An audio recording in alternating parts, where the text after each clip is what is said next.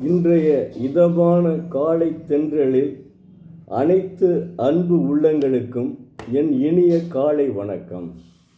இன்று ஒரு குறள். அதிகாரம் 2 வான் சிறப்பு 19. குறள் எண் 19.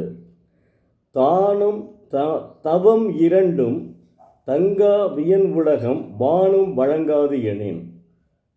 தெய்வப்புலவர் திருவள்ளுவர் மழை பெய்யாவிட்டால் இந்த அகன்ற உலகத்திலே தானமும் தவமும் நடைபெறாது என்கிறார். ஏன்னா இந்த 2 செயல்களுமே தானமும் தவமும் அறச்செயல்கள். இந்த அறச்செயல்கள் நடைபெறாது என்கிறார்.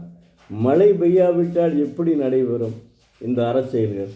அதான் அற்புதமாக அதுக்கு தான் அவர் 2வது அதிகாரத்திலேயே வான் சிறப்பை பற்றி உலகிறார். நீரின்றி அமையாது உலகு.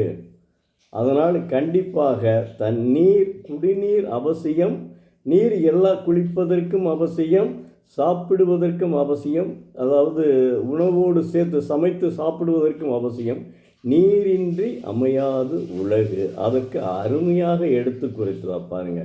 அதாவது என்னதான் அவன் ஒருவன் தவம் இருந்தாலும் சரி, ஒருவன் தவம் இருந்தாலும் சரி, தானும் செய்ய வேண்டும் என்று எண்ணினாலும் சரி நடைபெறாது. இந்த 2 அறச்செயல்களும் நடைபெறாது என்கிறார்.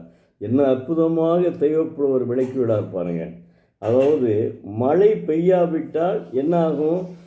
விளைச்சல் இருக்காது. விளைச்சல் இல்லை என்றால் உணவு நமக்கு தானியங்கள் வராது. தானியங்கள் இல்லை என்றால் நாம் எப்படி சமைக்க முடியும்? அப்படி சமைத்தால்தானே தானம் செய்ய முடியும். சிந்திச்சு பாருங்க. அப்படி சமைத்தால்தான் தானம் செய்ய முடியும்.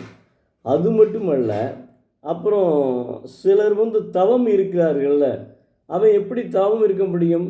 கடைசி வரையும் சாப்பிடாமலே தவம் இருக்க முடியுமா? முடியாது.